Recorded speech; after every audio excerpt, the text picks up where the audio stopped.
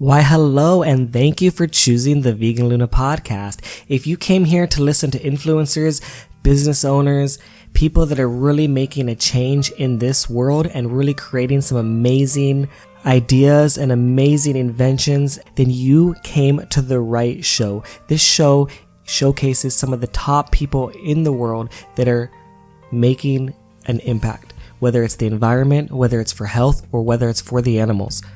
This podcast is also available on YouTube, Apple Podcast, Spotify, Anchor, Google Podcast, Stitcher, and anywhere else you can find podcast. Hello and welcome to the Vegan Luna podcast. We are here with another special guest, and this guy is from Canada, so that's super cool, as you guys can maybe see in the picture. And his name is Jason Fonger. I first saw him actually on TikTok. As we know, TikTok is growing and becoming super, super popular. So I found him on TikTok, super huge following over there, and people seem to love him. He has a really good approach, and I think I really like his style. There's a lot of people that criticize vegans and say you're too preachy and hardcore and extreme and all this sort of stuff. But Jason has a really approachable, kind of like relatable, connectable style that I think people really enjoy. So that's a little bit about Jason. So before we get started into the podcast, I want to ask you a couple quick questions. I call them my quick vegan questions. Sure. All right. Bring it on. All right. So question number one, why did you start a TikTok? How did that happen? We were just chatting a little bit about Gary Vee. I heard Gary Vee talk about the app and how if you want attention, if you want to get people's attention, get on this app ASAP. And so I wanted people's attention about veganism, and that's what I did. Yeah, for sure. Was there some kind of video that Gary shared that like was kind of like the final straw? That's like, okay, I'm going to do it because of that video. Not any specific one, just the fact that he mentioned it all the time. Like he would literally mention it in every interview. Like when I started listening, so what's this TikTok thing? Actually, I remember listening to his book, and it wasn't even like Crush It. I read, or Crushing It, whatever the newest one is, read that, actually listened to it. Audiobook, and then he was always talking about Musical.ly, and I'm like, what is Musical.ly? And then of course Musical.ly became TikTok, and so then he started talking about TikTok, and he's like, yeah, you got to get on it. So I took his advice, and I'm very, very glad that I took his advice. Yeah, for sure. Absolutely. I mean, that similar story, you know what I mean? He was sharing about it and just talking about it, and I was like, man, okay, I'm just gonna download this app, see what it's all about, see what's going on. And that was July of 2019 is when I posted something, for the first time. That's before me. I got on it November. It was about November 2019, last year or before? So that's right. So I was there November is when I started. Yeah, the days and the years are getting mixed up for me. I don't even know. Like we could be what in like 2020. I don't even know. Yeah, exactly. I have no idea. I have no idea what's going on. All right. So anyways, question number 2. Okay. Why share veganism on TikTok? Like why share, of all the things you could share there, why share that? Interesting. So of all the things you share, like I'm actually trying to just not only share about veganism. I'm trying to really let my creativity flow and wherever that takes me. And sometimes that takes me to putting out a vegan message. Sometimes it's something different. But my whole life is about veganism, animal rights, getting this message out there. So it's just that's why. It's because it's who I am, it's such a big part of my life mission. So another spin on that same question, why do you think people should share veganism on TikTok? If people feel like they want to, they definitely should. If someone is not comfortable doing it, then that maybe isn't necessarily the right thing for them to do. But if they feel like they want to help other people understand why veganism is important, then that's why they should, because it's definitely like hard to think of a more powerful way to get the vegan message out there than TikTok. So that's why. Yeah. So what I'm getting at is, why is it powerful? So why TikTok versus post that same thing on YouTube or post that same thing? Oh yeah. So that's the thing, because TikTok, well, there's a few things. The organic reach, Gary Vee talks about it a lot. You're going to get, if you start an account and you start putting out some good videos, don't even, good is subjective, right? Put out videos, do your best to make content, and the chances of you getting a wide reach on that content, a lot of eyes on that content, the chances of that happening on TikTok are infinitely higher than they are on YouTube or Instagram or anywhere else at this stage, because all of the other apps, all the other platforms, they're not as new and as fresh, or as there's already people on each app that, each of those platforms that are talking about veganism, for example, and there's not that many on TikTok. Or some people who have, say, a huge YouTube following, they'll come over on TikTok and they're starting from ground zero. So you're basically imagine if you could go back to YouTube when there was nobody on YouTube, and if you wanted to do a channel about anything, you were the only channel. Well, guess what? There's lots of people who did that, and now they have careers made out of that. And so realizing that as a vegan who wants to share the message, if you're thinking I want to share the message, should I go on YouTube or should I go on TikTok? The answer is unquestionably TikTok. Well, actually, you could do both. You could do both, right? Put the longer content on YouTube, but the short content on TikTok, because you have such a higher probability of getting more eyeballs on it that people could then go follow on YouTube. So that's why, for me, I just think it's such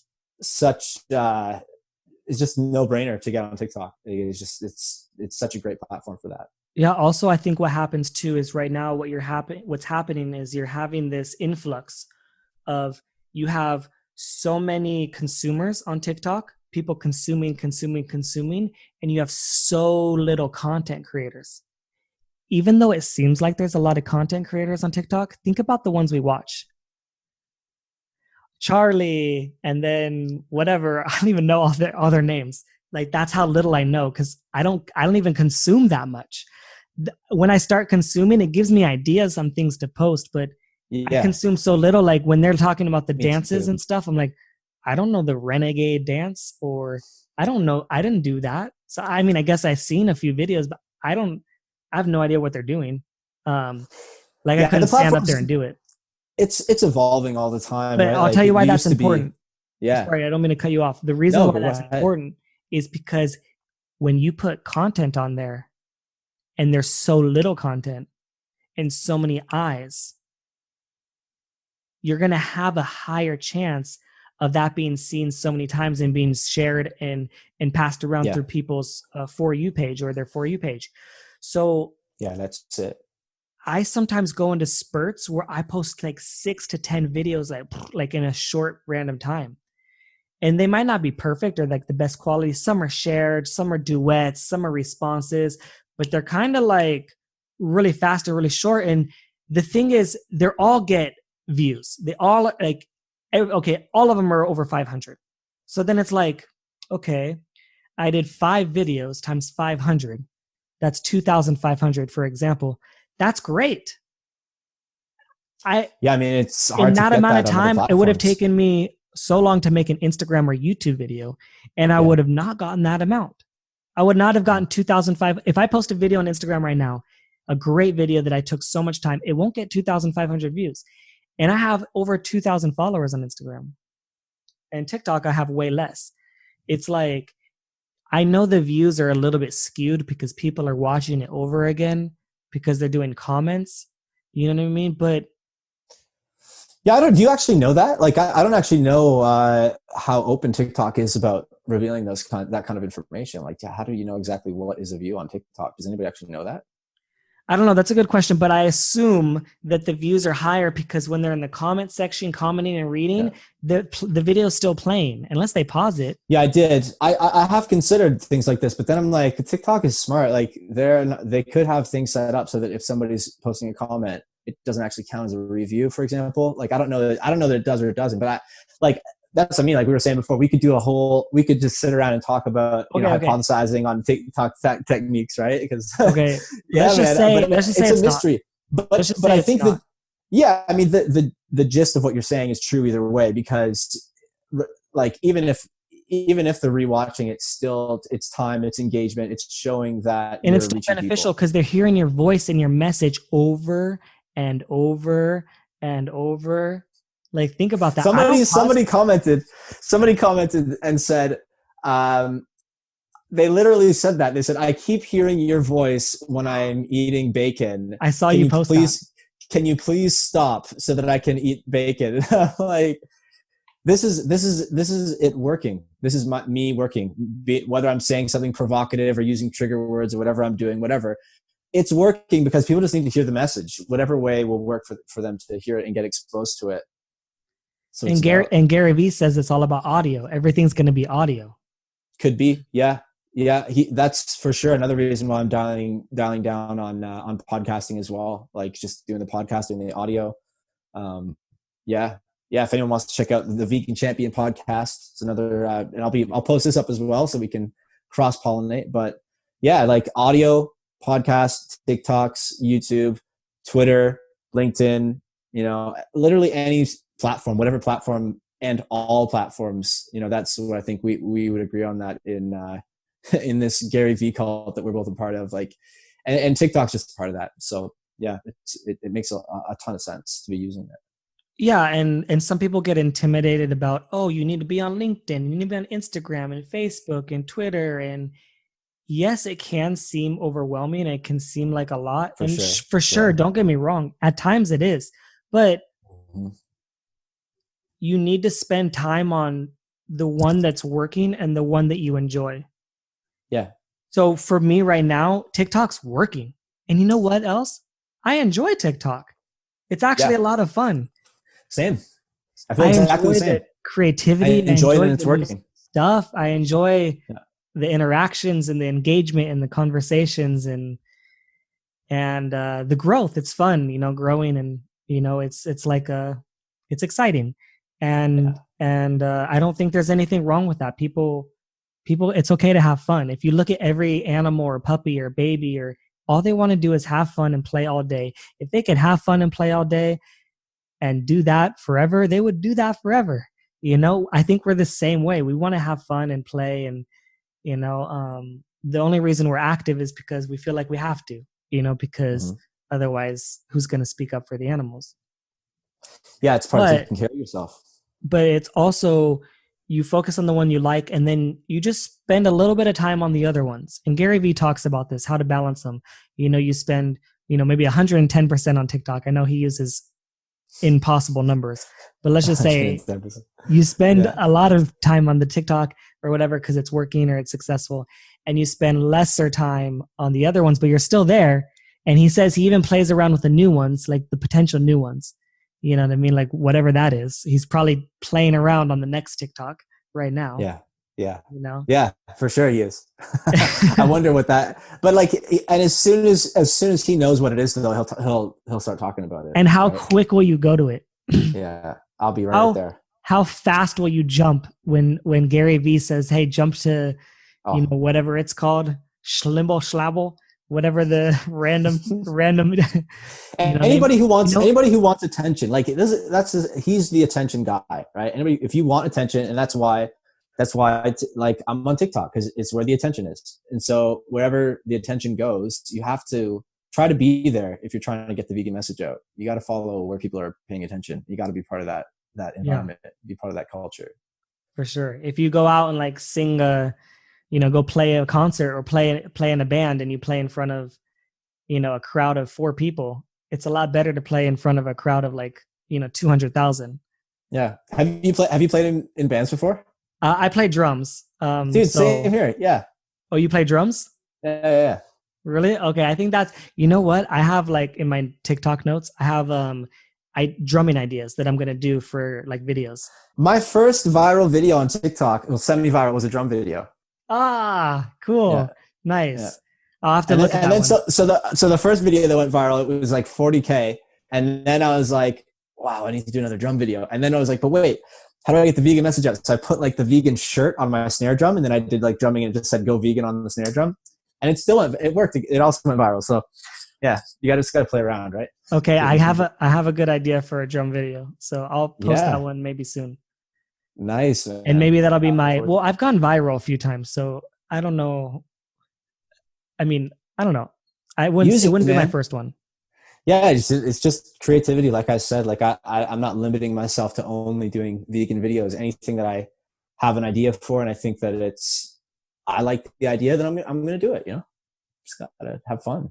fun Yeah, and for sure. getting the message out. And like if somebody finds a video that has nothing to do with veganism, and then they start following me, and then they find my other videos that do have to do with veganism, then great, right? Exactly. All right. So my next question, okay.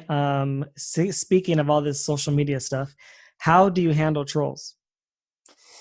Trolls. The trolls. You gotta love the trolls. You gotta love the trolls. You just gotta, trolls are part of a healthy, balanced diet. That's what it is. It's like, you gotta have the trolls, because if you don't have trolls, I think you maybe you're not being as controversial as you could be, or as you should be, or maybe you're not, people aren't jealous enough of you. Like at a certain point, especially if you're spreading the vegan message, at a certain point, if you're having success, as a vegan influencer, let's say, or a vegan activist, or if you're on social media, right? So we'll call you an influencer.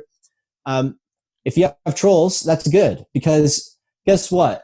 Veganism is in the early stages of people understanding what it is, and it's really rubbing up against culture right now, and it's going to only get more friction as time goes on, I believe. And as, like, I don't know, I could be wrong about this. It could be getting more accepted, but for the time being, people will find reasons to hate on you. It doesn't matter if you're the nicest, coolest, friendliest, most mellow, approachable, everybody does their own thing dude, or you're the most like hardcore Gary Yourofsky, like, using violent language and whatever. People are going to hate on you. People are going to be trolls.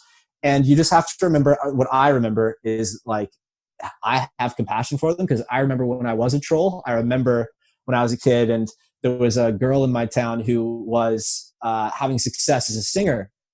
And I went onto her website, and I like wrote this really, really nasty comment, because I was so jealous at the time. I was like a young kid. I wanted to be famous as a musician and all this, and she was having success. And so I was super jealous, and I put all my hate into a comment and sent it to her.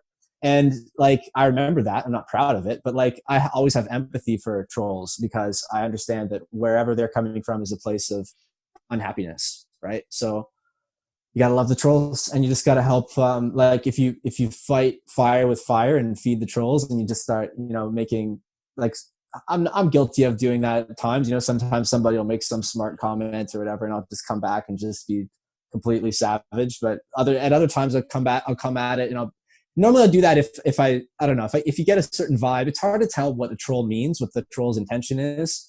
But a lot of times when I can really tell that it's like a really nasty comment, when somebody's really taking a dig at me, rather than letting that get at me, I turn around, I'm like, wow, that person must be really hurting. So I'm going to come at them with some empathy and like understanding for where they're coming from, and write like a really heartfelt, compassionate response. And I've had amazing results doing that. Amazing. Like just turning the nastiest comments into like a really, really nice DM. Often they'll go to like the DMs after like a really harsh public comment. They'll be like, yo man, like, sorry if I seemed whatever, like you seem like a really cool guy. Thanks for that. So that's one way you can deal with trolls. But can you give an example?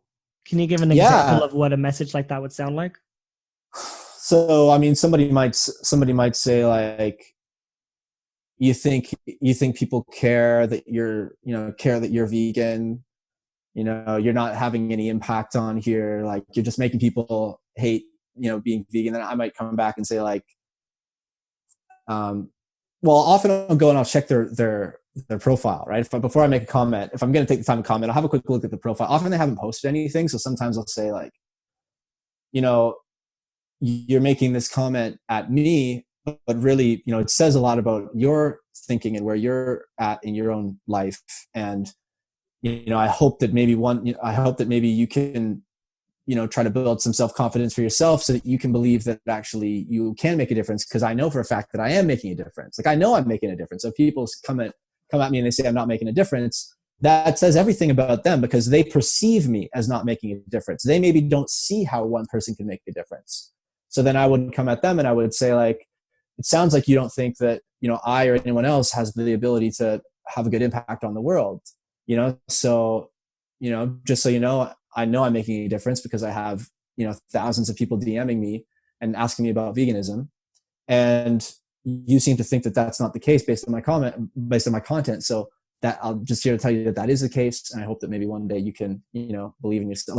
That's just something I just made up. But like literally I would try to embody that kind of a message into a comment, right? And try to just come at them from a place of like trying to support them and whatever. And like, honestly, I get so many comments on TikTok now, I can't respond to all the comments, but like I do keep an eye on the comments. And if there's one that I'm like, oh, wow, that might be a good one to like respond to, then like I will. Or I'll do a response video, right? I'll make a response video to a troll. And I'll literally just like the first thing that pops into my head, I'll try to like, help them understand whatever it is that they need to understand. And a lot of times people really appreciate that. So yeah, that's some of my, I guess, tactics for, thinking about trolls. But think of them as a good thing. Think of trolls as a good thing and have empathy for them. That's basically the gist of it. Yeah, for sure. I had one guy on my podcast who primarily does social media activism on Facebook. And he gets into a lot of groups and he gets into a lot of like really big Facebook pages and gets into the comments and does a lot of commenting. And they have like a group where they'll get into the comments together and they'll make it rise to the top. So it's the first comment and, they try to be really engaging as possible. And we were talking about trolls and stuff like that and how to deal with trolls and how to handle them. And we had some good conversations about it. But one of the things that I like to add to that as well is that essentially anytime there's a troll, it goes into, and they comment on your video, it goes into the algorithm of TikTok as a comment, whether positive or negative, it's still a comment. And then you reply back to it and it's a comment, and then they leave a comment and it goes on and on and on. That's building your video. That's saying that, hey, this video is popular. People are talking about it. People like to comment about it. People need to see this more. So then it goes into another tier, another bracket, an algorithm where it takes you into being seen by more people and more people. Yeah. And it just goes up and up and up. And and I mean, just on that point, that's something that, because I mean, I said before, if you're not inspired to make videos on TikTok, right? But you maybe you're shy about putting yourself on video or something like that, or you're shy, or I don't know, whatever it is. But that is being active, getting in the comment sections on social media. If you're like there's people on my videos who are just like they're always in the comments, and I look on their channels and they're maybe not necessarily posting like all that much or whatever, but they're active in the comments, and like that is value. That's definitely a great way to do activism. It's just getting in the comments. My very first, when I finally got 1,000 followers on TikTok, my very first live video was to thank the people in my comments, all those people that you just described. Yeah. I want to thank them personally. Because they're in the comments, they're fighting the battles. They're there when you can't be there. They're in the comments and they're building and they're helping the algorithm and they're building your platform. You might not be doing videos, but if you comment all the time, you're helping so much, and I appreciate the heck out of you. You're the best. Yeah, and sure.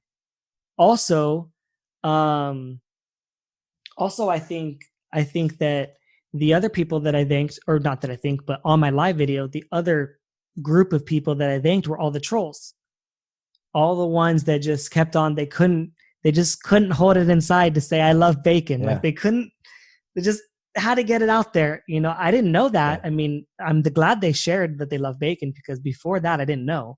So I guess now I know. Well, people have to be funny. People have to be funny when, like, I learned this is definitely something that is very I guess you could say that Thai people have a reputation. Like I spent a lot of time in Thailand, and Thai people kind of have this reputation for like, they're very non-confrontational. They kind of will avoid confrontation. And a lot of the way that they do that is like, if they feel uncomfortable, or if there's starting to be some friction, then like, you laugh, you make a joke out of it. And I think that this is something in all cultures, actually, like it's, in different ways and shapes. But I really became aware of it as sort of a defense mechanism for like social friction, right? Like humor is used in that way. Like it's a defense mechanism for social friction. That's what it is, right? And it's many things, comedy, but like in some people's minds, that's comedy, right? Like writing, oh, but bacon though. And they can watch that video that like made them feel awkward or bad about like, oh my God, I don't want to think about animals and how I'm contributing to it. So I'm going to make a funny comment, like just like everybody else is. And like, I'm on with my day. It's their way of like, escaping. Like that's what I I don't reply to a lot of those like very short, because that's what I see that as being. Like, yeah, sure, it's good. And if you comment and like it still is good for those reasons he's saying of like boosting the video and whatever. And it may be a very worthwhile engagement, I don't know, behind that comment. But a lot of the time to me, that's somebody who's not really ready to think about it, and they're uncomfortable and they're just writing something funny. But I don't know. I could be completely wrong about that, but that's kind of how I view those comments. But nonetheless, like, much love to those people, as you said, for writing those comments. You got to give love to all the trolls or the haters, comments, positive or negative. It's all good. It's all good. Do you have any specific people in your comments that maybe you want to give a shout out to? Ooh, a shout out to, you know what? Oh man, there's so many people. Like, the one who comes to mind is Wells W is a guy who's been in the comments and on the live streams. He's been on the lives a lot, and we actually wrote on Zwift together. So we did a live stream, and I was riding on Zwift. You know what Zwift is? Indoor cycling. Like it's like a video game, but like I'm actually on my bike on an indoor trainer, riding online with other people, and it's measuring the power output, and you're actually like riding together. I've heard of it, but I haven't done it. So it was that was just so cool because we were able to like ride together and be, doing this thing, and he was on the live and communicating. So that's just like one example of somebody who comes to mind. There are so many. Drew Jaxie is always on the lives. Like, oh man, who else? Stella. Oh man, I could go on and on. Like, yeah, but it's just amazing. We should do like I'd have to do a podcast episode where I'm just on TikTok live and just giving shout outs to people and tell everybody what it's going to be. But like, yeah, like it's amazing. Like the community on TikTok that is like, yeah, it's happening, man. It's happening. You're getting different demographics interacting in a different way on TikTok than you're getting in other platforms, I think. And it's just really exciting to be a part of, man. It feels like a new like wave of activism happening on TikTok. It's really cool. Could you imagine if you were 12 years old and you learned about some of these, like someone stumbled across your channel and started watching through your videos and learning about these things as a 12-year-old? Like, I never saw this stuff as a 12-year-old. When I was 12, I was riding my bike outside or playing video games. I had no access to internet. I didn't have a smartphone. I didn't have a social media. Maybe there was MySpace. I don't even know. I mean, I wasn't connected to anything like this. The only thing I knew was what I saw on TV. If I saw a commercial about animal products, I knew I should eat it. If I saw it in the restaurants, I guess it's normal. Everyone else is doing it.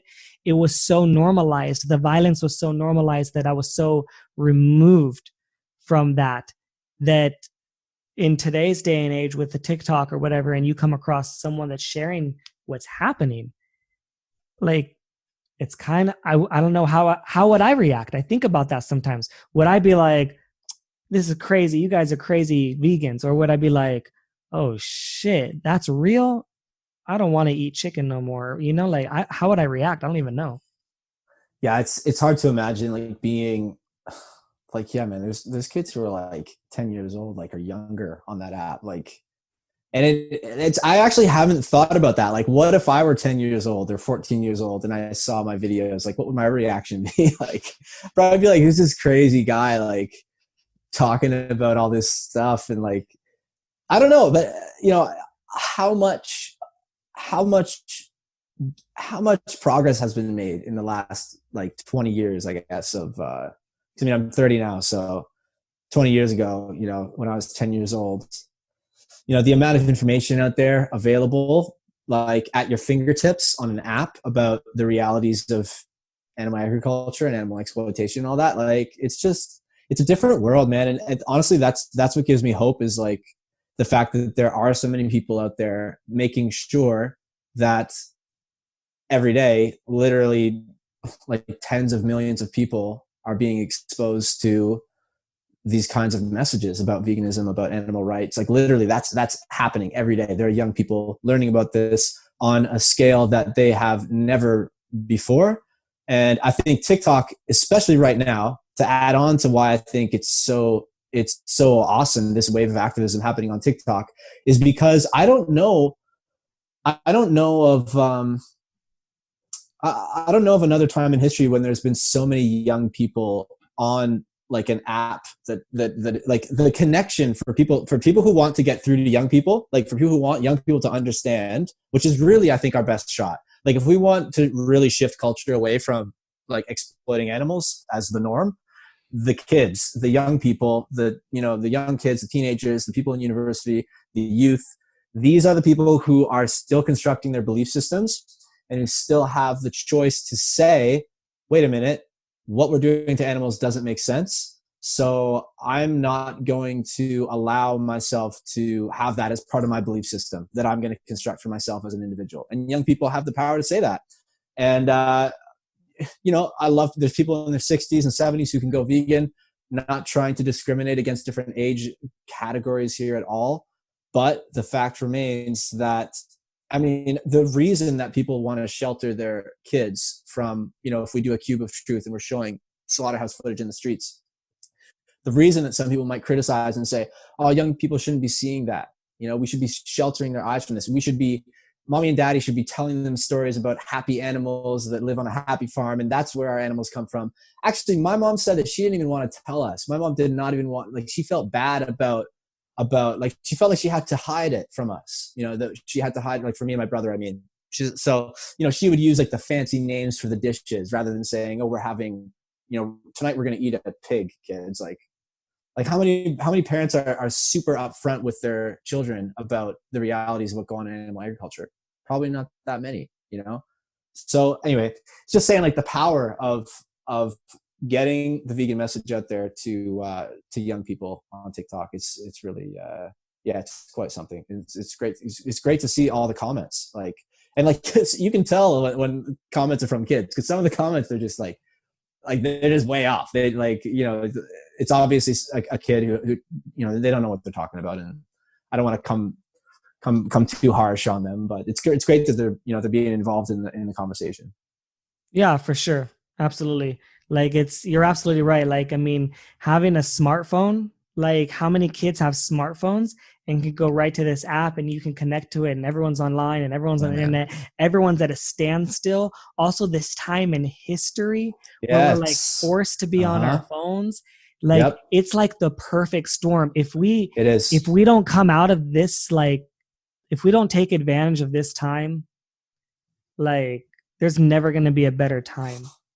I agree, man. I agree 1,000%. Like because we should come out of this TikTok app might put age restrictions on apps like crazy.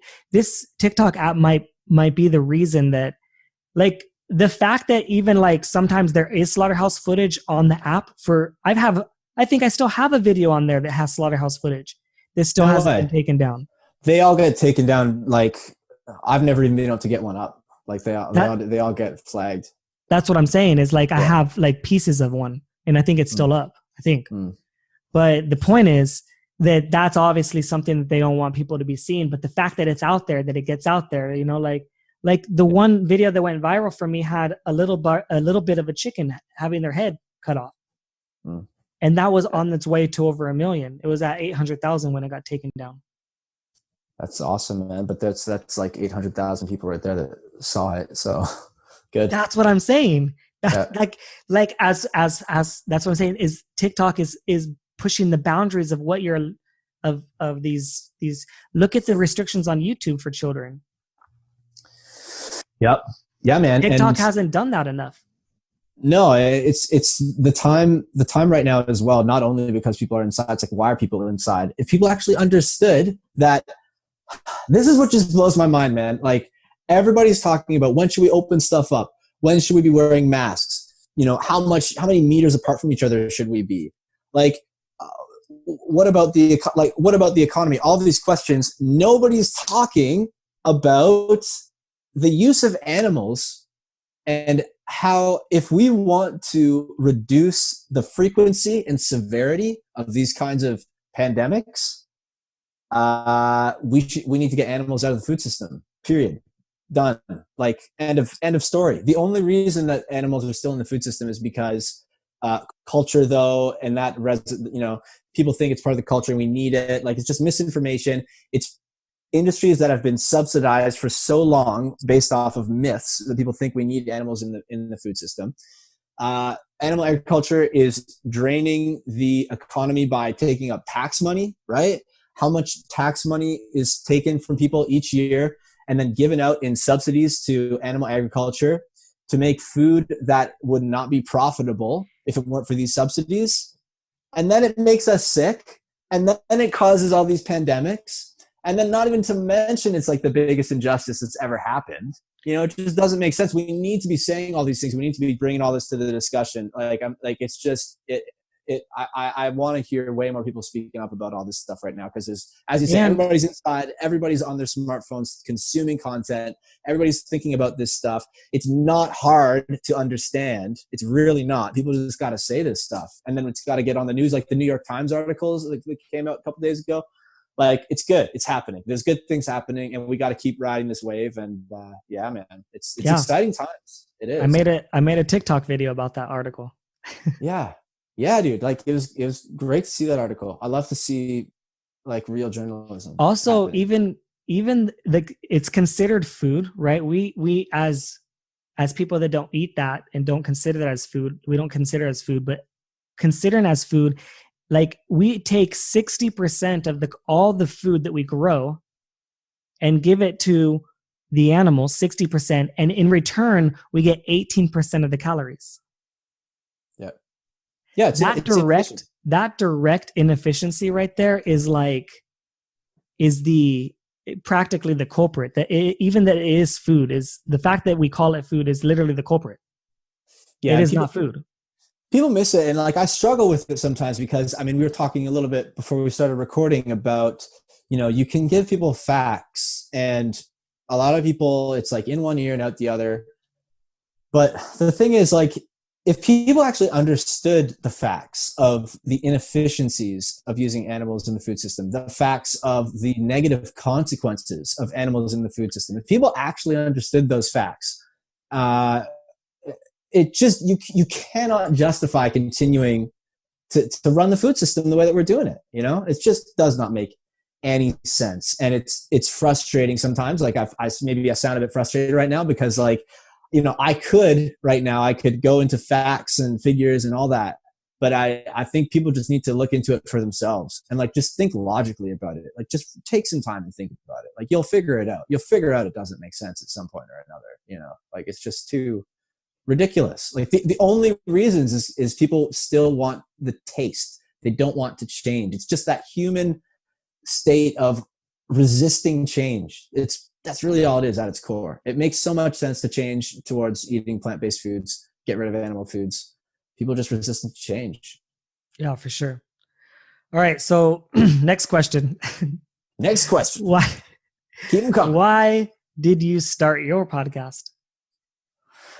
Oh man, it's just like, I love talking to people. And I think there are so many awesome stories out there of people who have gone vegan and are doing great things.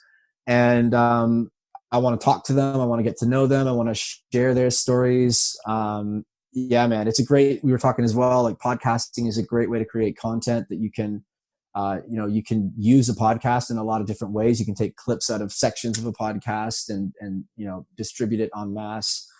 Yeah, man, that's really what it's all about. It sounded like, I used to listen to I still do listen to the Rich Roll podcast. That was like the original podcast that I listened to. And I just remember listening to like hours and hours and hours of that podcast. I'd be out training on my bike or out training running, and I would just consume tons of it. And I was just like, wow, this is such a great way to, you know, influence people and, like, have a positive effect on people's lives. So I always kind of had this idea in my mind to do a podcast for many years. And then I started one up.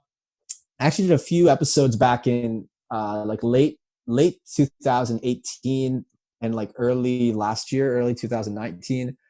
And then I kind of got off of it for a while. I did most podcasts are only 8 or 9 episodes, and then they stop. Like, that's like the average. Most podcasts only get to that number and then they stop. I'm glad I never read that statistic. Yeah, see, because I had like either. Never ending. I hadn't either, but it was funny because when I read the statistic, it was like 6 months since I had done my last podcast episode, and so I was like, you know, And then like when this whole COVID thing happened and everybody's at home and like, we're all on Zoom anyways. I'm like, why am I not just do the podcast, just do Zooms like we're doing right now, and just bang out the content. And yeah, it's good because a lot of people now who would have been maybe harder to get for an interview, they're at home now, they're more available. So it's a great time. So I've just been, smashing out the podcast for. Have you repurposed like non-intentional podcast and repurposed the audio and made it into a podcast? Like maybe took like an old YouTube video about explaining something and then made that into a podcast, kind of like Gary Vee does? Yeah, I haven't, but I will. I will. I've done a couple of those. Yet. I haven't had success yet, but I'm still thinking about it. What if you made, I was just thinking about this right now. What if you took like maybe, I know it's hard because it's TikTok, but what if you could take like a strand of TikTok videos, like let's say response videos on TikTok. Yeah. And you just took all that audio and you put like 10 videos in a row as one podcast. Or something like that. Yeah, I mean, I've done a few kind of experiments. Like I did one episode where I've done a few shorter ones that are just, a few minutes. Like there's all kinds of different formats that you can experiment, and you can experiment with all kinds of different stuff. And like I think I really do like having conversations like this and spicing them up. But then like there's the possibilities are endless, really. And I think there's still a lot of innovation like that is currently happening, and it's going to keep changing, like the way that people listen to audio and what formats does audio take. I think that's all. That's all very, it's interesting to think about where that could go, but that's one way that you can certainly, I hadn't really thought about that, but I could take some older videos and do like a throwback podcast episode or something like that, or like the TikTok responses. And that's just, it's interesting too, because I could start thinking the other way. Cause what I've been doing is taking some clips from the podcast and putting it on TikTok. So it's just kind of thinking the other way. If I'm like, okay, I'll bang out like a series of videos on TikTok, and then put them all together, and then there's a podcast episode. So that's good, man. A good idea. I'm definitely going to, thanks for that, dude. I can think about that. Yeah. I've been thinking about that, like how to even on YouTube, like I'm thinking, how am I going to I want to take like some response videos that I have and put that on YouTube. Yeah. That's a great idea. Because the problem with YouTube is the music copyright. So you can't just put any TikTok video on YouTube. It'll be like copyright, blah, blah, blah. So because they're you can, but you just won't get the monetization and stuff like that. Yeah. So anyways, there's some things like that. So that's interesting. So like a response video is your voice. Like you're not unless you use someone's music, which you could, I guess. But let's say you didn't, which a lot of response videos aren't. They're usually just your voice. But even just you talking into just like giving advice to people. There's lots of different things that you can add and go both ways. And for sure. Yeah.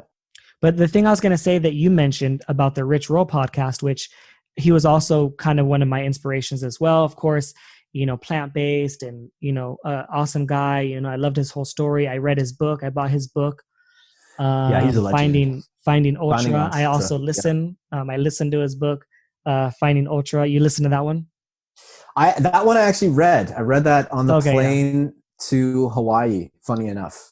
I mean, that was super inspirational, just helped me to push and go forward, and it's kind of like no excuses. Like, if you listen to his story and you're going to be like, I can't start a podcast, be like, you're a little bitch.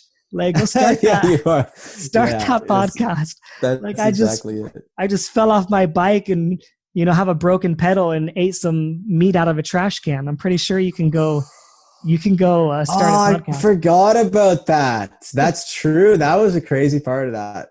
Yeah. I forgot about that. Yeah. Good story. So anyways, that was super inspirational. But on the podcast side, what I like that he used to do, I don't know if he does it anymore because I don't follow him on Instagram or I haven't seen his page, but he would post the really good looking Instagram TV videos vertical on his podcast. And I remember thinking, yes, I'm going to make videos just like that on my Instagram TV. And I did a few. And it looks nice, but like I'm still playing, I didn't really experiment too much with that. But that was my kind of motivation to use the video. I was like, oh, I can use the video like Rich Roll does it. So Rich Roll inspired me on how I would create the videos in the beginning for Instagram, because I would put them on Instagram TV. I feel like there's two ways. I mean, it's a bit of a tangent, but like there's two ways you can think about it, right? Because there's so many social media platforms, and there's so many ways you can think about, you know, repurposing content and putting stuff out there that like, it's like you kind of have to just remain like optimistic and be like, oh, I'm innovating, like I'm trying new things, like, because it's easy. I think a lot of people, myself, it's tempting to be like, man, it's overwhelming. Like it's overwhelming. There's so much to do. There's so many possibilities. How do you just choose one thing? And like, I think I'm just trying to look at it more like, look, there's so many opportunities, and like, I don't necessarily have to do the same thing forever, but I should just try. Like right now, I'm like in experimentation mode. I'm like, I love what Gary says. He says, we're going to sound like a Gary Vee cult on this podcast, you realize, right? Like everybody who's listening who doesn't know Gary Vee, they're going to be like, these guys are in some Gary Vee cult. Who's Gary Vee? But anyways, he says like, you know, have an idea and make it. And Casey Neistat, same, you know, let's not just give Gary Vee all the love. Casey Neistat's another guy. You follow Casey Neistat, YouTuber? I don't think so. He's, a lot of people will know Casey Neistat. You've probably seen some of his videos. I'll send you some after. But okay, one of the things that he has the same kind of message though, right? Like he's like, everybody's got great ideas, you know, but the thing is, you got to do the ideas. You got to just do them. Like, don't sit around and think about the idea for too long. Like if you're thinking about an idea and wondering, you know, if you should do it or not, you've already lost. Like just get an idea and just friggin' execute, you know? And that's kind of the ethos I'm trying to embody these days. It's just like, if I have an idea, do it. You know, don't sit around and think about it for too long so that you don't make it. Because, you know, I made a TikTok video about my most viral TikTok video where I gave this piece of advice the other day. And I said, like, look, I had that thought before I made that video that now has like 3.5 million views. I had this thought of, oh, should I make that? Is that a good idea? I don't know. And like, now I'm so glad that I made it, you know? And so I just try to just think about that when I'm creating content and, you know, but what I need to get better at is, it's tactics. It's a game. You know, how do I, you know, should I spend this like entire day learning how to reformat, you know, the video so that it looks nice on IGTV? I probably should. I haven't done that yet. I mean, actually, IGTV is like one of my weak spots. Like my IGTV is total shit if anybody looks at it right now. But like, I'm hit or miss on IGTV. Yeah, man. Yeah, but it's all good, man. And I think it's all about just experimenting, and then when you find something that you're like, oh yeah, that works, then you gotta like just double, triple, quadruple down on that and keep doing the other things. Keep experimenting, right? Yeah. So yeah.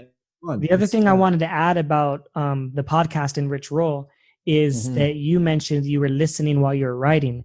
The one thing I love about podcasts so much is how many things you can do while listening to a podcast. Yep. You can be riding your bike, you can be driving your car, you can be going for a run, you could be exercising, you could be cooking. There's so many things that you could be doing while my light just went out. Man.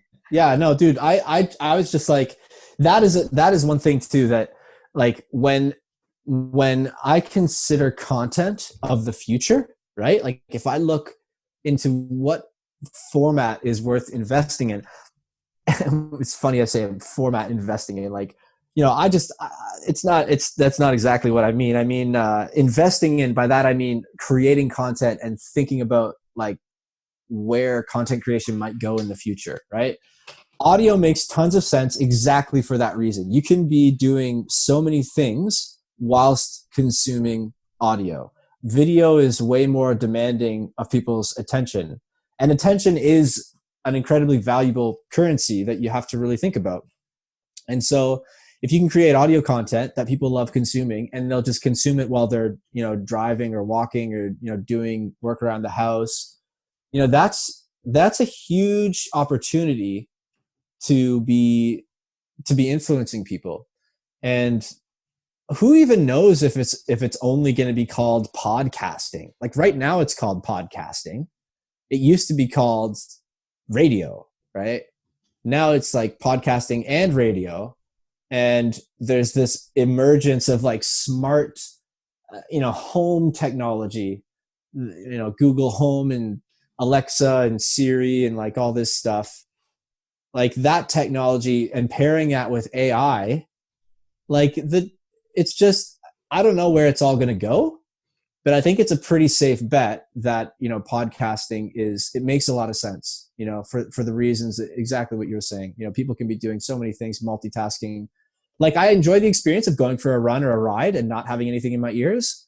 But like, if I'm going to go on like a 6-hour solo ride and I could read an entire book, like, that's a good use of 6 hours. That goes from being a very good use of 6 hours on the bike to like an incredibly valuable 6 hours on the bike, which is huge, man. So yeah, you're absolutely right. I agree 100%.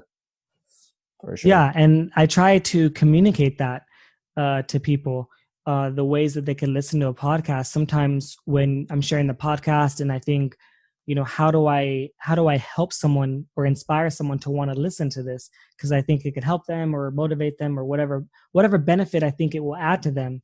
The idea is like, how do I convey this message that, hey, you could do this anytime. You could do it, while you're running, while you're doing this, while you're doing that. So it's always a fun topic to talk about, ways that they could listen. And I'm trying to learn better on focusing on the how, and how to do this and how to do that, because people like to know how to do things. They do, man. Yeah, how to videos are popular for a reason.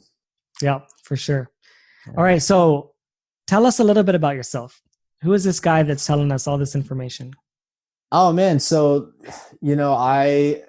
I mean, where do you want to start? You want to start from like childhood, or where do we start? I guess I'll start from like, I grew up like a suburb of Toronto. So if you know Toronto, Canada, in Ontario, I grew up like an hour north of that city in like a pretty, safe suburb to like, I guess it's like middle class family, like pretty comfortable upbringing.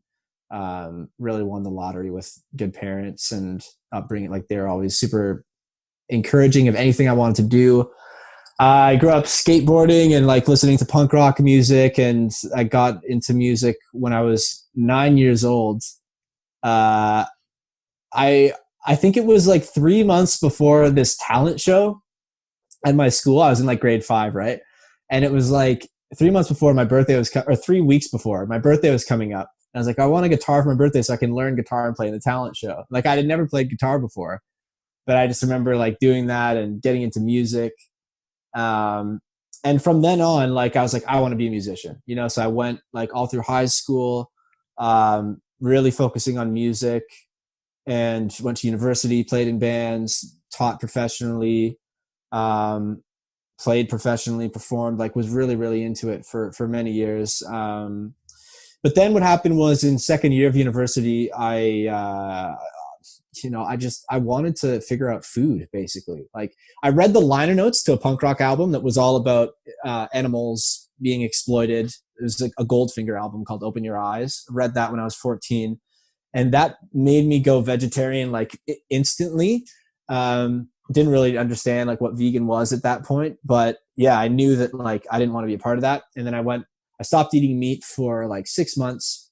And then, yeah, I went... I went, I guess, vegetarian. And then I went back to eating meat because it was just so awkward. Like, I think that was the main thing. Like, it's just the social friction. Again, what I was saying before, like social friction of being different and all that. But, since then, I've always just been, the ethical connection really happened when I was 14. And then in halfway through university, I was just like, I kept getting this strep throat thing. Like I would always get a throat infection. And I was like, why do I keep getting this? So I looked that up and then found out how bad dairy is for your health and eggs and all this. And I was like, oh man, like I shouldn't be eating meat anyways. I shouldn't be eating anything from animals. And then like from that point, started changing my diet. And then when I graduated, I was like, I always felt like as soon as I graduate from university, I want to go like travel. So I remember I went to Hawaii.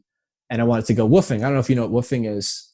Like when you volunteer on an organic farm, and then they'll give you like a place to stay and food. So it's like a very inexpensive way to travel. And I remember I went to Hawaii, and I had this experience where I got swept out in a riptide. Riptides, I had no idea about them. Like, what, as a Canadian, I guess like Australians or like maybe people from, California, people understand riptides. I didn't. I was getting like, I literally thought my life was gonna end. I was like, this is crazy. Like, I basically accepted that I was gonna die. I was like, I'm done. Like, I'm gonna get eaten by a shark or something. Like, and that experience really made me want to do something good, like, with my life. Like, when I eventually got out of that situation, I was like, wow, like, every day is a blessing. I need to make sure that I'm giving back every day and like doing something that is going to help others and like make the world a better place. And like, ever since that moment, I've really been like, that really helped calibrate like who I am as a person. So that's who I am, really, is like, I'm just trying to make the world a better place. And it so happens that the way that I think that can be done is by talking about veganism and animal rights. So I do triathlon racing to try to get the vegan message out there. I do lots of social media content creation, obviously, as we've been talking about. I do animal rights activism with Anonymous for the Voiceless. I'm active with them. I've done stuff with like, vigils with the Save movement. I haven't done any work with DXC, but I'm interested in like seeing, DXC and other organizations, like what can be done in terms of activism. So I do a lot of, spend a lot of time thinking about that and actually taking part in those kinds of like activism campaigns. But that's who I am. That's what I'm all about. I still love doing music. I still, play music and all that. And I'm just trying to help people understand why it's important to be eating plants and like respecting animals. And it's pretty simple, but yeah, that's what I'm all about. Yeah. So for you, why would you say, like, what are some of the biggest reasons for you, like, why you went vegan? So yeah, at first, like, the funny thing is, there was like that prerequisite to go when I actually went vegan, which was reading the liner notes of that album when I was 14. That was like the first time that I had really thought about the way that we're treating animals and like what is actually happening behind the food that I was eating. That was when I was first exposed to that. And that planted a seed that definitely is still there to this day. Like that seed has grown into this crazy vegan activist that people know as Jason Fonger and who love to hate me or whatever. Like, that's when that seed was planted. And I sort of cut down that tree, I guess, in order to fit in with society for a few years, and sort of tried my best to ignore it and not think about it. I'm not proud of that, but the feeling of like injustice was still there. And then when I got to second year of university and I started having health issues, that gave me another reason that just made it that much stronger. And then over the years, I learned more about the environmental, considerations of like our diet. And like, literally, I've just kept learning more and more about why being vegan is so important. Like, we could literally list hundreds of reasons that it's a good idea. So, but yeah, originally it was the ethical, just completely not okay with what's happening to animals, and completely not okay with being sick all the time. Who would be okay with that? And completely not okay with contributing to, an industry that's totally destroying the planet. It just, so it's all, those would be the biggest reasons. For sure. Yeah, for sure. All right, great. And so when you talk about some of the things that you're doing, what do you find to be the most effective for fighting for animals? Yeah, this is always a tricky question of like, what is the most effective? Because it's very, very difficult to gauge, because to gauge what's most effective, you would have to, like, hindsight is 2020, right? We'd have to look back on now, decades from now, to really understand what was effective. Like, for example, I could say that my TikTok videos are the most effective because they're getting the most views, they're getting the most engagement, they're getting the most haters, it's getting the most exposure of the message. So you could say that. But you could say that the work that I do with Anonymous for the Voiceless, or the vegan triathlete stuff that I do, going to races, and like the people who see that I'm, you know, winning this race and I've got the word vegan on my race suit, and like, you know what I mean? Like, how do I gauge what's most effective? I think it's just about like ensuring that I can sustain advocating for the animals, and what that actually looks like and what's most effective. It has to be a mix of thinking tactically, which is like, it's really fun to do. You know, we could talk about how to tactically use social media and what kind of approach to take to how do we speak about animal rights, or how do we speak about veganism. I'm not against thinking tactically, but I'm also aware that it's equally as important to make sure that I can keep doing something.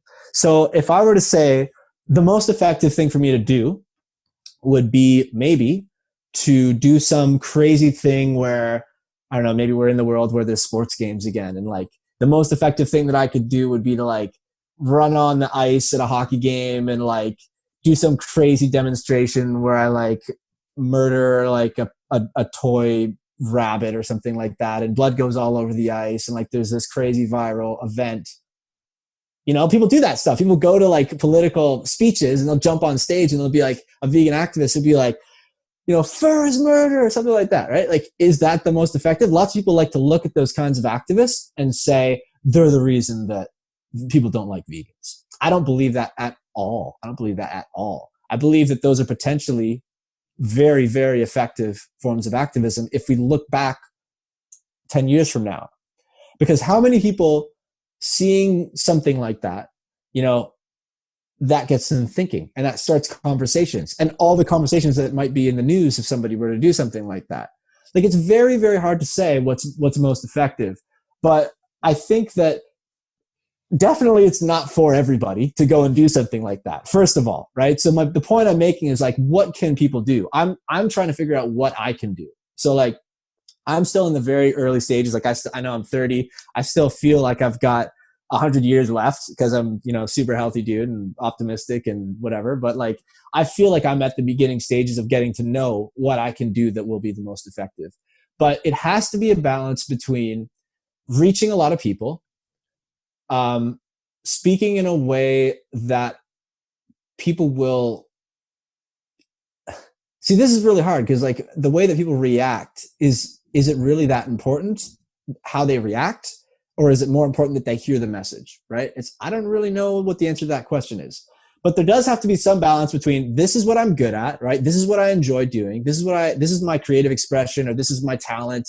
And this is how I'm going to bring veganism to people, right? So for me, it's like, I love sport. I love being fit. I love being healthy. I love being energetic. And so I want to do sport. I want to swim, bike, and run. I'm going to do races. I'm going to train really, really hard. I'm going to show up at those races, and I'm going to be way faster than all the people who are going to ask me about where I get my protein from at the end of the race. I love that. So like, I do that, right? I don't know how effective it is at spreading the vegan message. I think it could be effective. I really love doing it, so I do it. Same thing with TikTok. TikTok, maybe there's more tangible numbers. So you might be able to say, well, why are you even doing triathlon? Why don't you spend all your time and be a full-time TikToker? Well, if I spent all my time being a full-time TikToker, I'd probably miss, you know, doing the physical activity stuff. Unless maybe, you know, who knows? Maybe one day I'll just be making TikTok videos with a GoPro all day. But for me, that's what I do is I try to always think about what I can do, how I can bring my talents. And right now, yeah, I would probably say if I had to put my finger on it though, I would say TikTok right now is the most effective thing that I'm doing to get the vegan message out there. But yeah, time will tell. So speaking of TikTok, and speaking of activism, what are some tips that you can give to activists that want to spread the message on TikTok? Yeah, same thing. I would need to know. Everybody should ask themselves what they enjoy doing, what they're good at, what kind of video ideas they have that they like, right? What videos do you like to make? What videos do you think are funny, right? Maybe they're brand new. They're just starting TikTok. Maybe before they're even ready to post. What advice before they're ready to post? Yeah. I'm trying to think back because like I'm so like it, creating content is almost like it is like second nature to me now, right? So for people who haven't really, become comfortable with posting, right? I think, yeah, a good place to start would be like, why do you want to make the videos, right? Do you want to make the videos to spread the vegan message? Um, is if that's your motivation, you might approach it in one way. If you want to make videos to, well, I guess you're asking specifically though for, let's assume, right? So that is the motivation, right? People who want to, they see They're the opportunity on activists TikTok. and they kind of They're like the activists. TikTok, but they're still new. So, They're so not, they don't know TikTok yet. yeah. Well, so that's the thing is like, first thing would be, do not think that the videos that you see on TikTok are the videos that you need to make. Don't put yourself into the box of trying to follow the trends all the time. Sure, follow the trends. If you see a trend and you have an idea for like a way that you could do that trend and you're like, "Oh, I want to do that. That sounds fun." Do it. Do not hold yourself back. That's like super, super, super, super important. If you have a good idea that you're like, "Oh, I think it's a good idea, but I don't know." Do it. Like, don't ask anybody. You think it's a good idea, do it. Don't not do it. Like, definitely do it. And then so that's for sure. And then another thing would be to, keep outside of the box. Like, think outside of the box. Don't box yourself into just doing what the trends are. On the other hand, if you see a trend that you have a good idea for, do that trend. I would also say, switch it up. Like, intentionally, don't feel like you have to make the same kind of videos all the time. I think I've gained a lot by allowing myself to do different stuff. Don't feel like you have to have a channel and all your videos look the same. If you like a certain style of making videos and you just love making them like that, do that. But if you have a lot of different ideas, then go with all those different ideas and just allow your creativity to flow. Like, that's the main thing. Allow your creativity to flow. Don't feel like you need to be the same as other people or as what you think TikTok is for. Because that's the thing. A lot of people think, "Oh, how can I do vegan activism on TikTok? Don't I need to be like dancing and like lip syncing and all this stuff?" And it's like, no. You can literally do anything you want to do on TikTok. Like, just be creative, have fun, and just get it done. Yeah, people will tell me, "Oh, I'm not funny. I don't think I could do that." And I'm like, "I'm not funny either. Like, that's not even my voice. Like, that's somebody else's voice." Be authentic. That's like, I have to say that for sure. Be authentic. People can smell when you're not being authentic. And by the way, like, I still do videos where I'm like, "Man, that wasn't really authentic," but like, I'll still post it because like, maybe I'll be fronting. But that's the thing too, is like be authentic, but like, a bit of ego is like, that's okay, man. Social media, like, sometimes I'll, like, I'm not like that video. Like, I had one video where I'm like really in people's face and like, it went, got a lot of views because I'm really in people's face and I'm like being annoying and I'm getting at people and like, I'm pulling those strings. And like, I'm not really like that if people were to hang out with me, So yeah, just don't take it too seriously, man. That's the thing, that you just can't take it too seriously. That's probably the number one advice, is just like, don't take it too seriously. Have fun with it. Be you. Yeah, Some advice I'd also add for people that are new, that are thinking about joining or jumping on, is try to follow a lot of different vegan content. Try to look at a lot of different people that are very unique, and there's so many different styles, and you're going to get some ideas. I mean, I can go through, let's say I go through your profile and I just start looking through your videos. I might get an idea of one of your videos. It's like, hey, I could do something similar, or I can use that same kind of sound, but I can share it in a different message, or I can say something different about the meat industry, or I can say something different about health, or something about the, whatever, like if it's a vegan one, right? Yep. So some of the best ones I've had were ideas from someone else. Someone else did that idea, or someone else's sound. And I'm like, I can put my own spin on this. I can put my own personality on this. I can enhance it, or I can, make it a little bit more interesting or funny, or whatever idea that I have. And I think that if you're following people that have similar mindsets, you'll start to get some ideas and you'll start to be encouraged. And I think that that's so far has been successful for some of the people that I've talked to. And if I have someone that joins and like join, then I'll kind of tag a lot of the, the people that I think they should follow and listen. Of course they start liking and following each other. And it helps them grow in the beginning, and then also helps them feel like they're part of a community. In the book I was reading, it talked about how many when there's people that's like an ex-vegan or whatever, they're no longer, they fall off for whatever reason. Most of them are not part of a community. Most of them are not even being active or don't have any group. Most of them don't have any other vegan friends. So those are some of the reasons why, that they might be resorted to go back to, harming animals. Yeah, man. That's what it is. It's social friction. If you don't have a community, if you don't have people who are vegan in your life, and everybody's a non-vegan, and you're constantly, running into these walls of like the non-vegans in your life, and you don't have that community, then yeah, like it's going to be that much more enticing to want to go back and just, eliminate that friction. So that is absolutely true. Checking out other vegans profiles to see what they're doing, right? Getting ideas. Definitely. I do that all the time. Going to, vegans, what's his name? Hudson videos, right? Hudson Tarlow. Like he was the first guy, cause he's, I know him through AV, working with Anonymous for the Voiceless, and just talking with him. He's like, yeah, I'm on TikTok. Like, I'm like, yeah, it's Hudson. That's awesome. And he was the first like other vegan that I actually like followed, I think. Right.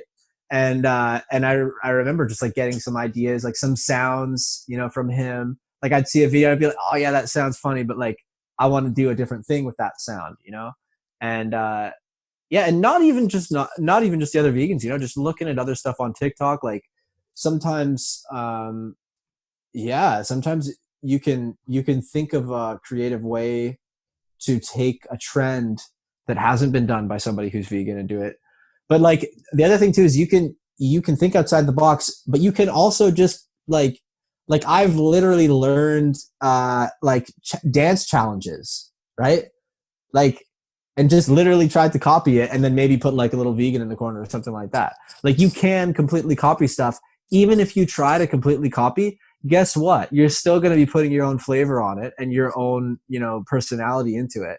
So even if you don't have any ideas and you think, oh, I'm not a creative person or whatever, like I think we're all creative to a certain extent. Sometimes you just got to get the juices flowing. So even if you see another video that a vegan TikToker made, you could literally like copy their script and say it, and you would still say it in a different way that maybe somebody else might connect with, and different viewers are going to see it differently and react to it differently. And yeah, absolutely. It's all good.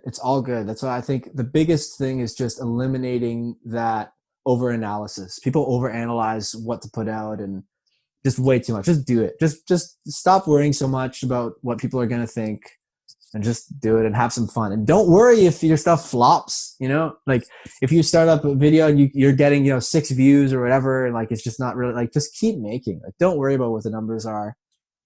Just keep making, keep putting it out there, and let the chips fall where they may, That's important. So many people think, oh, I'm going to go viral. Oh, I'm going to do this. Oh, this is going to be so great. And they're like, spend so much time and effort, and it doesn't do it, and it discourages them. Just like, it's just like falling down or stubbing your toe, or, it's not the end of the world. You just pick yourself back up and go again. Somebody like, should I delete it? Should I not? The only time I delete something is because it got banned or something. And I'm like, I guess I'll delete that. Yeah. Same here. Yeah. Or if I made a mistake, like a legit mistake where I'm like, that thumbnail was really off. Let me repost that with a new thumbnail or something like that. Like that's the only time. I don't even think about the thumbnails anymore. I probably should. It's funny because I talk with my hands. So if you look at all the thumbnails on my channel, I'm always like doing this. But whatever, good. Man. Like, no, I think about them. I think about them for sure. Yeah, I probably should. Yeah, I mean, it's the first thing they see. I want to at least have a title on there, like a text. I want to at least have a text on there, and at least maybe give them some interest. Like it's like maybe a funny face or some. But it's something. The only time people see those is when they're actually scrolling through your profile, though, right? Yeah, when that's a lot of people. Look, how many profile views do you have? Go look at your analytics, and you have a lot of profile views. Yeah. So that's a lot of people. And those people could be like, oh, I'm going to watch this one now. Oh, and this one. Yeah. Yeah. Yeah. It's a good point, man. I need to up my thumbnail game. Yeah. And that's an easy fix. Yeah. That doesn't take much time. Yeah. It's like, the thing is people analyze so much before they post. And like, actually, if they like, I mean, it's kind of crazy because I've got like 160,000 followers on TikTok now. And like, people might think that, oh, you know, he must be like strategizing and thinking so hard about like what he's doing to get that many followers. And it's like literally the opposite. Like the less of a fuck I care about what I'm posting, like the more success I have. Like, I think that's what I'm saying. It's still good to be tactical. Like, it's like, I'm glad that like you've brought up, like I've learned a lot, like just from talking to you, like ideas and whatever, you know, so I appreciate it. And like, I need to try to be tactical, but tactical cannot get in the way of producing. Like as soon as that happens, you've lost, you know, you got to just be confident with just putting out stuff and just, you know, not worrying too much about what the reception is. Just do what you think is good at the time to the best of that you can. You will be wrong. I've had videos that I've spent like a whole day on a video and it flopped. And like, you learn from that, right? It's like, don't be so sure that your idea is good or bad. Yeah. And like, even like back to like what Gary Vee says about like the content, if he says like content over or like quality over content, you know, which one? He's always says both. Yeah. Like he basically says, do as much as you can and do a lot, but it doesn't mean just put out shitty stuff. Not saying that you do, you know, but like it's okay to do a lot of content, you know, and make it the best that you can, you know, a high quality and stuff like that. Like that, like there's a lot of things that you could think of or examples like that where they do a lot of, but it's still also high quality. And there's always small things. There's always small tweaks. Like you're right. If you are overanalyzing and you're taking crazy notes for one, you know, 10-second video and it spends you, you know, 3 days or 4 days, you're doing it wrong and you're going to fall. You're going to fail. Yeah. It's got to be sustainable. It's got to be something you can do sustainably. So. Yeah. I recently just started taking notes. An idea comes to my head. I'm like, I can't do this now, but it's in the notes. Or if I'm scrolling through a video, I'll save that link of that video and I'll put a quick note about it. So I'll save a link to like a video that I like and I'll say, hey, do this. It's really funny with Kevin Hart or something like that. And that'll remind me if I'm reading, oh, Kevin Hart, oh, funny. Maybe I'll do this one right now. I have time, you know, and then I'll look at it and I'll say, I want to do that one now or not. And then, so now as ideas come in, I don't feel overwhelmed of like too many ideas. Oh, I forgot that idea. Where did that go? It just goes right into my notes. Like an idea goes into my notes, whether I might do it that moment or I might do it a week from now. Yeah. Yeah. Hold on to those ideas for sure. Don't throw them out. Yeah. All right. Anyways, is there anything else that maybe you want to add that you didn't add already or something you want to reiterate? Man, I think we had a good chat, dude. We had a great chat. I would just say, if anybody's listening to this who doesn't know me, just, you know, follow me on TikTok, Instagram, Facebook, where else? LinkedIn, Jason Fonger on all the platforms, and the Vegan Champion podcast if you want to check that out. But that's it, man. I appreciate you having me on. What you're doing is great. I love to see your content, man. And it's been cool getting to know you since we made that TikTok connection. And like, it's a beautiful thing, man, that TikTok community. So I just encourage everybody to download TikTok if you don't have it. And, you know, hashtag vegan, search vegan creators, find all the people who are doing stuff on there and jump in the action, have some fun. And just as always, man, like anybody who's listening to this, who's vegan or not vegan, like we need to think about changing some things on this planet. And I think it's a very simple thing that you can do to stop eating animal products or products, you know, anything that's supporting animal exploitation. Let's stop that. It's really easy. And that should be the least, as that vegan couple say, that's the least we can do to stop contributing to the abuse that's happening to animals every single day.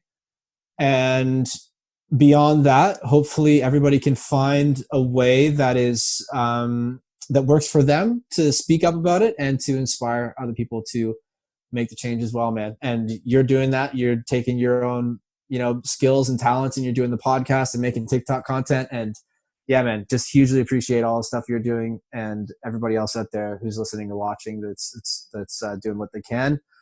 So much love to everybody. Absolutely. Well, it was great having you. And I can't wait for everyone to get a chance to listen to this and see it. Yeah, man. Thanks so much. It's been fun. Yeah, it'll be everywhere, on my channel, Vegan Luna Podcast or Vegan Luna, will be everywhere podcasts are available. Epic. I haven't signed with Spotify yet. I think I'm next after Joe Rogan. Yeah. You're going to get that paper, get that contract. I'm just kidding. Hopefully it's Rich Roll. No, I'm just kidding. Yeah. Oh yeah, that'd be sick. That'd be pretty cool. Anyways, yeah, that opens up a door for those content creators. So that's good news. Hell yeah. All right, buddy. Well, take care. And I'll see you soon on the talk. Thank you guys for listening to the podcast. Please, please, please make sure that you guys share this with anyone that you think will find this interesting. And also make sure that you guys are subscribed, because I can see a lot of you guys are listening, but you aren't subscribed. So please subscribe. And also don't forget to go to my website where you can leave comments and see more content at veganluna.com.